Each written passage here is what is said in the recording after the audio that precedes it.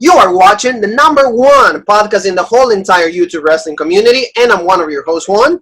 And I'm your other host, Jean-Paul Leek.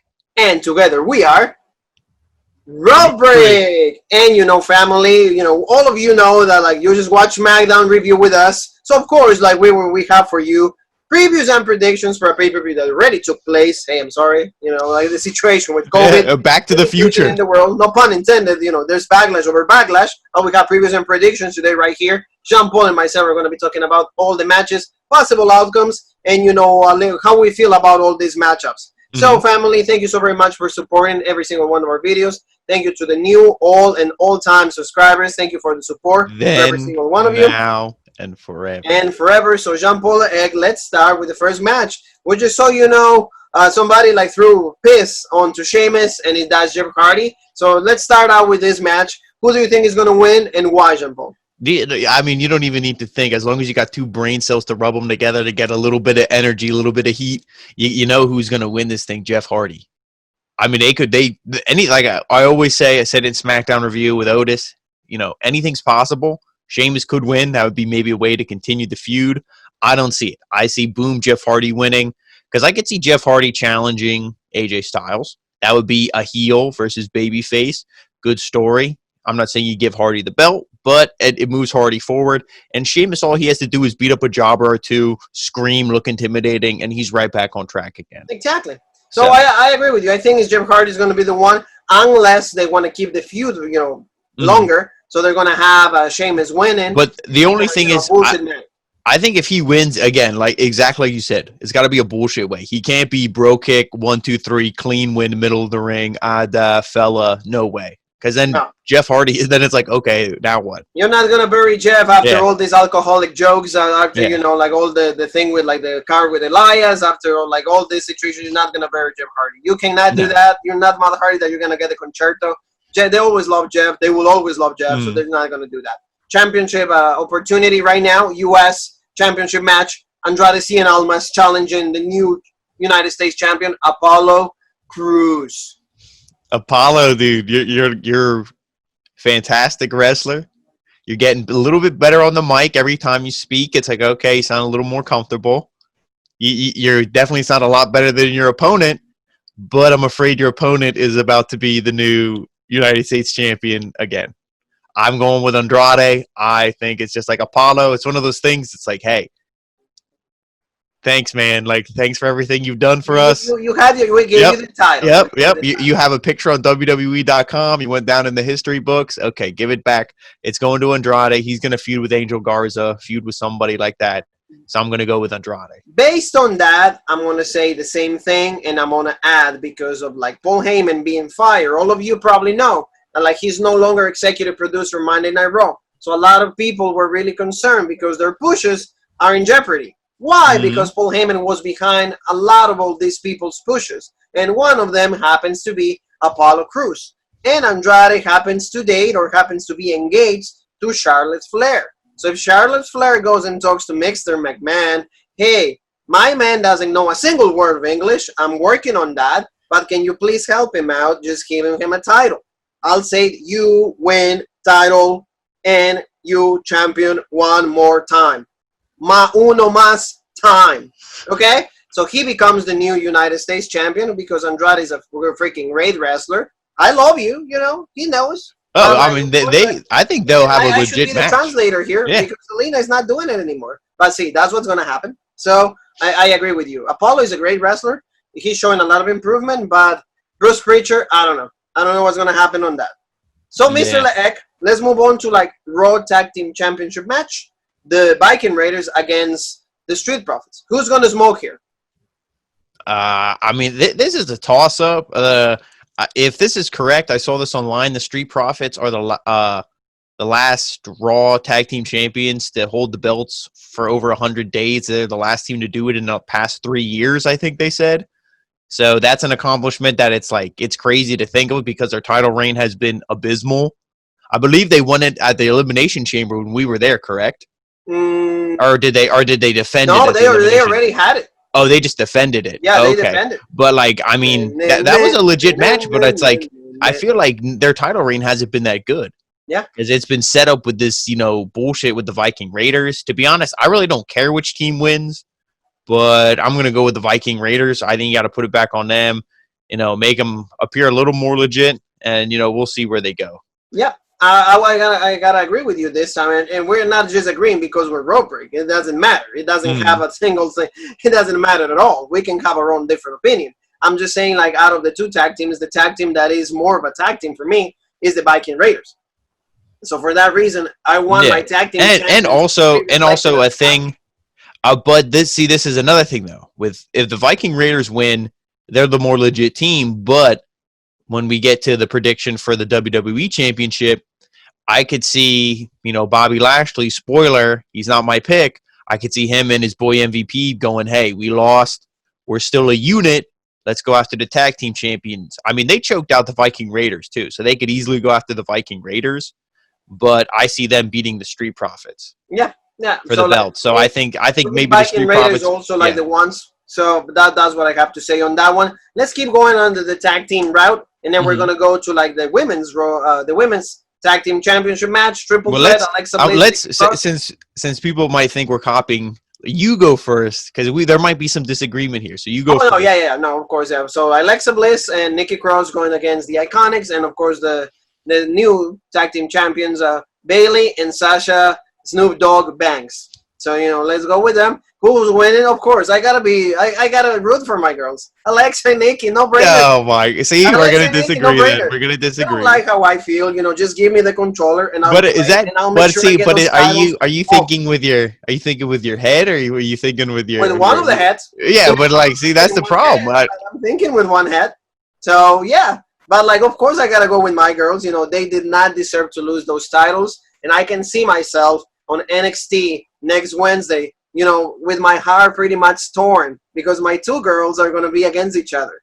No, well, see, I don't. Against Alexa. What did I tell you at NXT? There's no way you're putting Alexa Bliss and Nikki Cross or the Iconics back down on NXT. Hey, you never know. You never know. But I think. Let me dream. I'm going with Bayley and Sasha. If there's going to be an upset, it's going to be the Iconics. I think if there's going to be an upset, they're the team they're going to go with. But I see Bayley and Sasha retaining here because, like I said to you, when they lose the belts, then the feud between the two of them starts immediately. And are they going to do it here? Because what are you going to lead this into? You're going to lead it into what pay-per-view is in July? I think after that, I think because SummerSlam's August. Yeah, I think it's maybe night of. I think this one is Backlash. Stream Rules. Oh yeah, well, I mean. Extreme Rules, maybe an Extreme Rules match between the two of them, but it's like they're friends now. How are you going to go from being friends to being a match that leads to it at Extreme Rules? So I don't see them losing the titles here. I'm going to go with Bayley and Sasha. Yeah, that's your call. That was my call. We'll see what happens on Sunday. So now your family, we don't copy. Yeah, see, there you go. We don't copy. So now we go to Raw Women's Championship match: Asuka against Nia Jax. Like you said, you gave me the 1-2 star. I'll start.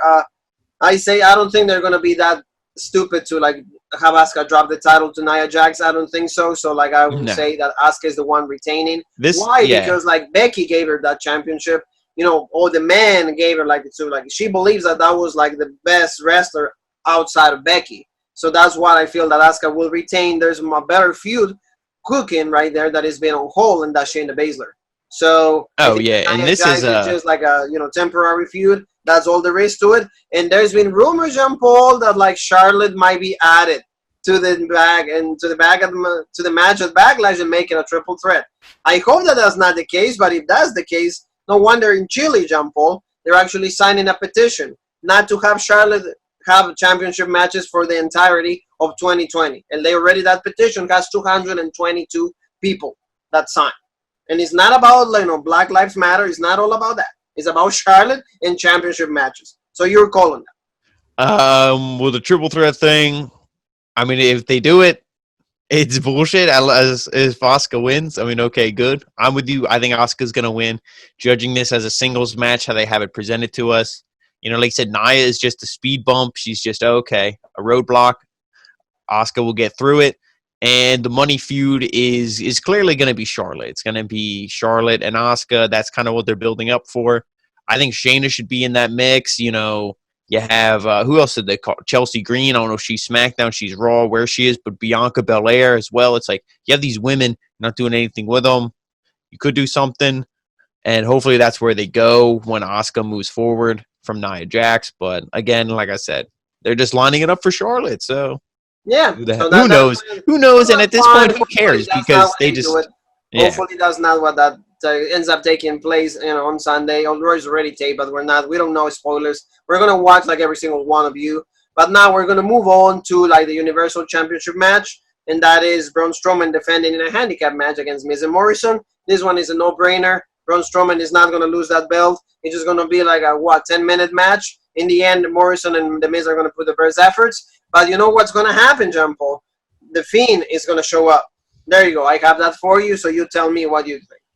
If the Fiend shows up, that would make this legit, because I mean, John Morrison, he looked good in his match on the SmackDown main event, but their tag team or their little team, whatever you want to call it, is just a joke. They're like Miz and Morrison. They're just presented as like they like to joke, have fun, goof around. But Morrison is a legit guy. I think he'll, look good against Strowman. And you could do the title switch and then have a storyline, but they're not presented in a legit way where that storyline would hold any merit. Nobody would care.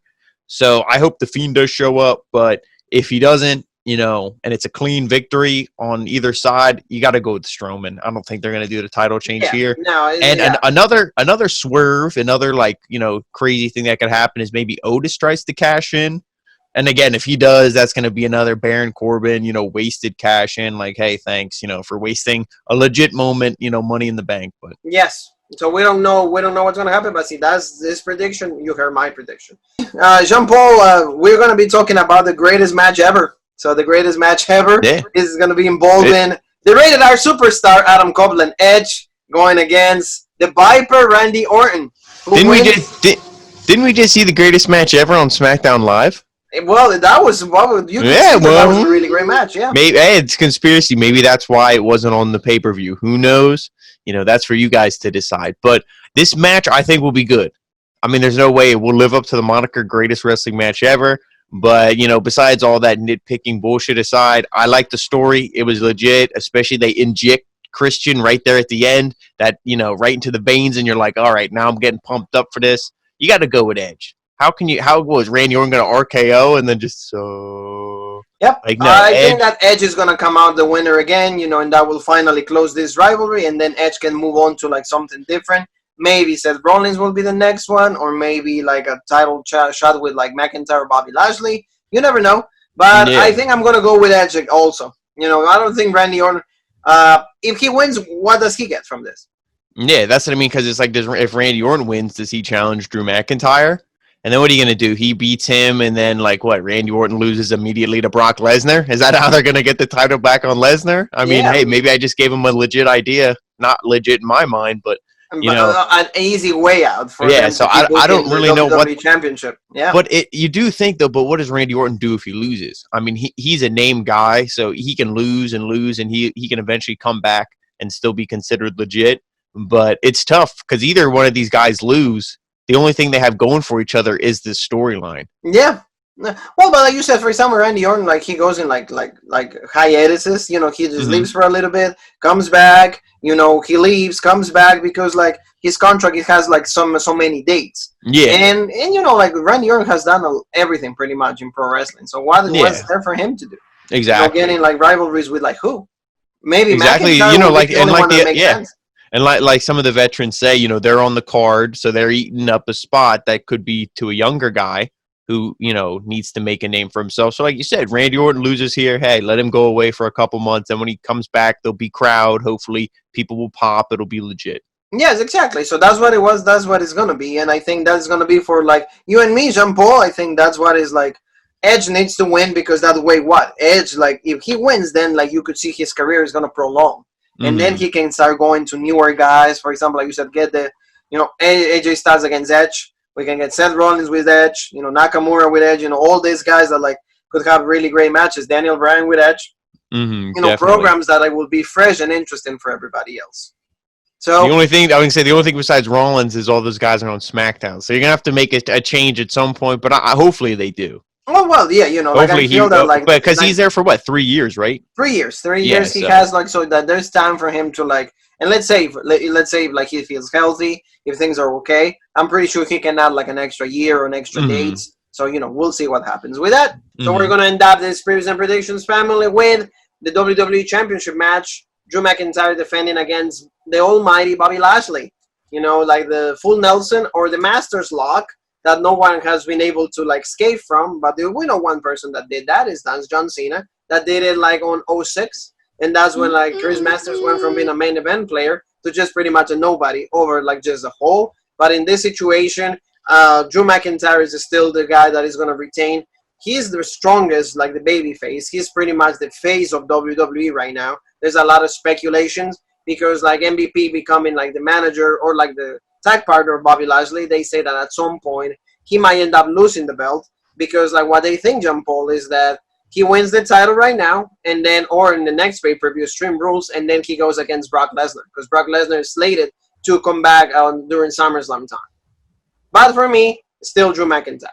Yeah, I got to go with Drew McIntyre. I hope they don't take it off Drew at all. I mean, the dominating performance at WrestleMania to have Lesnar come back and then beat him, it's like, okay. To me, like, Lesnar's not – like, he's legit and everything he does is, like, believable, but when he shows up, it's like, oh, here he comes. He's just going to win again. You know what I mean? It's like never – they don't do anything creative with him. He just shows up and wins, and it's like that doesn't pop the crowd anymore. You know, nobody cares.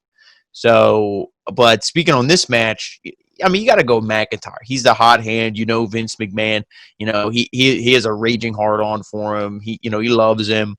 And it's all well-deserved for McIntyre. Yes. Lashley will put on a good point. And I think Lashley will win gold at some point. Like I said, you got to go with the tag team.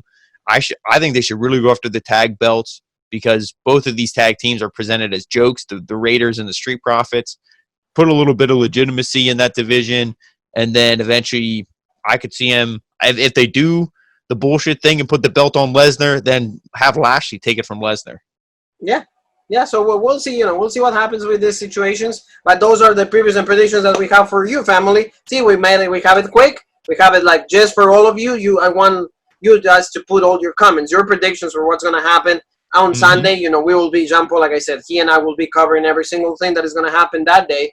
But for now, that's all we have. So Jean Paul, where they can have us on the social media world. You can find us on Facebook and Instagram, The Original Rope Break, Twitter, The OG Rope Break, and right here on YouTube for the best content in all of the YouTube wrestling community, The Original Rope Break. Hey, thank you, Jean Paul. And in the name of you and me, I think there's only one thing that is left to say, you know, and I want to know when you know, but you're going to tell me, you know. So, you know, there's only one more thing, and that's it.